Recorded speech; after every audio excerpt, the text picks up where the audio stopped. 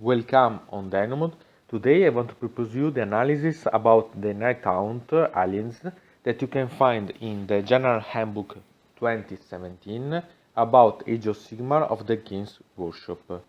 If you want, you can find up here the link that you can use to have the referring about the other analysis about death aliens that are released with the General Handbook 2017 and so having the specific analysis of the different alliances itself. So now we can begin with the NightHaunt. And now we can start with the battle traits about the alliance of the NightHaunt. The first is the Deathless Spirits, and it's the same as the Deathless Minions, but what's changed is the keywords. It's not anymore Death and Death Heroes, but it's NightHaunt and NightHaunt Heroes. It means that if you are playing such a thing, applying allies it's a bit more difficult because or you can have the allies that have the allegiance that can have the battle trait itself, so you have the hero or have one way to give it the battle trait itself by their own. Otherwise, you are in the way that you'll not be able, because the keyword, to beneficiate of this Deathless Spirit battle trait. So you have to take note about it when you want to deploy an army itself. The next one, I think that it's one of the most interesting battle traits. It's Ethereal Rulers. What it gives you? It gives you the possibility with the 3+ to evoke, or better, to summon each unit that you have in your roster, because it's not something that you really summon, it's something that you take from reserve and put on every way on the field. The only thing that you need is that it's 9 inch away from the enemy models, but it means that it's really wonderful to have it to be able to conquer objectives or to amass units in the way to assault an enemy model, in the way that you only need to have a lot of different units to be able to reach one thing. And the only requirement for doing this is that you have a Wraith or the Banshee everywhere on the field, so you can only even need to put a model on the field and then summon everything else. So it's really interesting this way, because it's really strategic, really. So it's something that lets you combine different things. I think that it's one of the best traits that I've seen. And the next one is the conduits for the Terra power. It's related only to the black coaches, but it lets you use the evocation of death of the black coach for in a NightHaunt army instead of using the referring to the Kern Wraiths and Tomb Banshee. Otherwise, the Death Wizard. So usually you'd use the Death Wizard. Here you can use all the Kern Wraiths and the Tomb Banshee within a range of 12 inch from the Black Roach. So it's quite interesting, this thing, because it lets you reevaluate a model that otherwise would not be so useful. Anyway, now it becomes more affordable to use it. And now we can talk about the common traits of the alliance of the NightHaunt. The first, that is Hatred of the Living, let you to reroll the hit rolls of 1 for attacks made by the general unless the target has the death or demon keywords. It's not so bad anyway, but I don't find it quite useful sincerely. Instead, the second one, that is the Terrifying Entity, let you subtract 1 from the bravery of the enemy units within 6 inch from the general. And it can be quite useful if you think to relate it with units like the Banshee with their screaming. So it's not so good, but anyway it's not a bad thing. It can be quite useful to use it. And the third one is the Lingering Spirit, that let you to add 1 to the general wounds characteristic of the model. Sincerely, okay, it let you to have the model a bit more resilience but sincerely I prefer the fifth one, that it's cloaked in the shadow, that let you add one to the general sales rolls. You have to remember that the NightHaunt models usually don't consider the rand.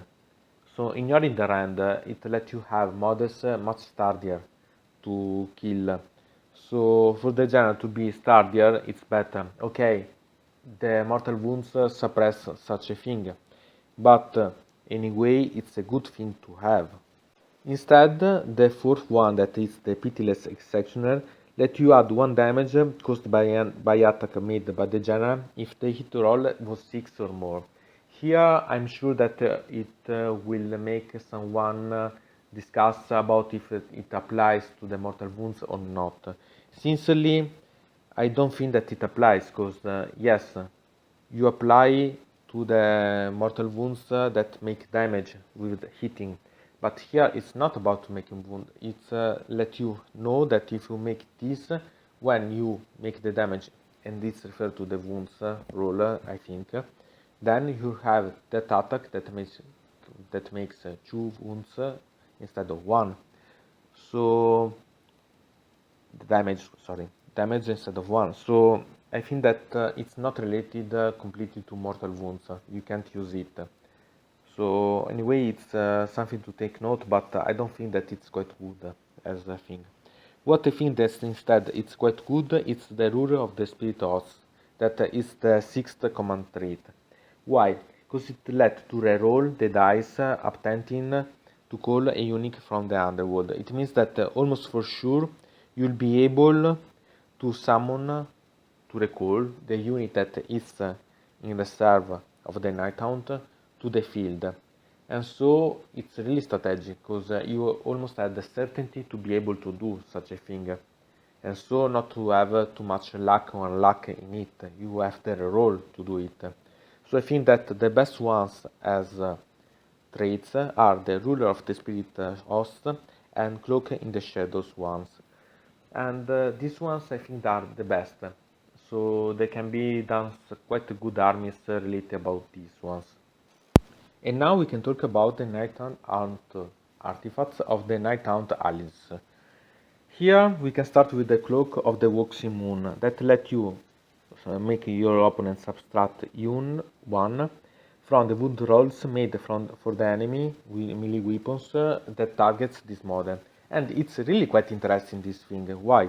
Because it lets you, one, to not suffer mortal wounds from certain model, because they don't release have the 6, so they have maybe obtained a 7 to make a mortal wound, because you give a penalty. But moreover, because it can also prevent you to suffer some wounds itself. So to the defense of a model, it's I think one of the best as artifacts to do this. And then we have the second artifact that is dependent on the Fell Wind, that it's quite interesting because it lets you to add 3 inch to the move characteristic of any friendly unit of NightHaunts within 6 inch of the model at the start of the movement phase. So it's really interesting because it lets you to have really fast units approaching. Okay, you can summon them with the eternal rulers, so it can be not so useful, but anyway, if you have to have yet units deployed or in the next turns that you have the unit yet on the field, it lets you really to have a fast approach to the enemy units, so it's quite interesting as thing. Instead, the third artifact, that is the Dreadbolt Ring, it's a bit controversial. I don't understand it quite a bit, because okay, you had to inflict 1 or more wounds from the attack from the combat phase to be able to inflict 1 mortal wound to one enemy within 3 inch, and after obviously the model finish its own attacks. But sincerely, I don't find it quite useful, because I know the heroes, if it not will be about heroes, it would be perfect. But being about NightHaunt heroes, they are not so good to inflict damage. So I'm not so good that it's a good artifact, this one. And then we had the Light Shard of the Harvest Moon, that can be used only once for combat phase, and let you make each plenty NightHaunt units within 6 inch from this model. To reroll the field 2 rolls. It's only once for turn, so for game, so it's not so good. But at the same time, taking note that, for example, the Spirit Hounds, a lot of units from the Spirit Hounds tend to have a lot of way to make mortal wounds hitting. Letting them reroll and having a lot of units rerolling can be a really interesting as thing. So I think that it's an artifact to take note about. It's not one of the best, but to take note for sure. And then we had the Midnight Tome that let you, a model, a hero, to become a wizard. If you notice, it's almost for all the allies about death. You not have the command traits that let you do so, but you have the object. I don't know if it's a good thing or not, because anyway you have a nice command traits, so it will be maybe not good to have that. Anyway, okay, you have a wizard here, it's not so important, but anyway, having the ability to improve with the mystic shield something, cast an arrow or so on, an arcane bolt, it can be anyway interesting, and moreover you have the ability to unspell at least one of the spell of the enemy, so it's not so bad, but it's not also so good.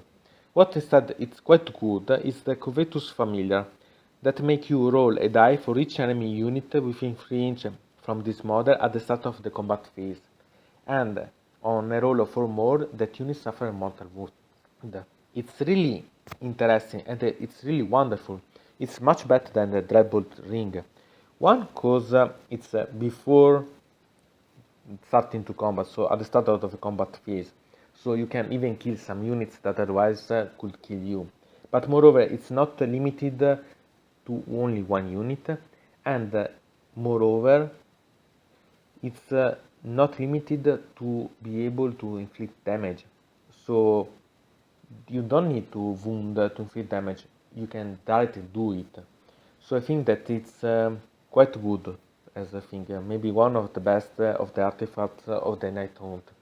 Anyway, in general, they are not bad. They are quite good to use about the NightHaunt itself as the artifacts. Talking about the final summary about the NightHaunt Allegiance, I think that it's not so bad. Surely it's a lot of improving, confronting from the previous one, because now you can play it. What I found more interesting, I think that using the NightHaunt as an ally to other armies of the undead. So I think that it gained quite more than simply playing NightHaunts. But anyway, even play by themselves can be quite good. They are a bit difficult to play, but they can be useful. I think that it needs experiments to really realize their own value. But anyway, they are not bad.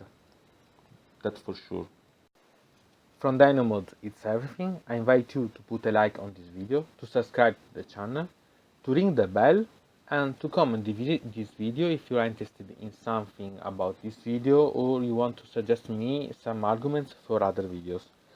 I hope to see you again to the next time.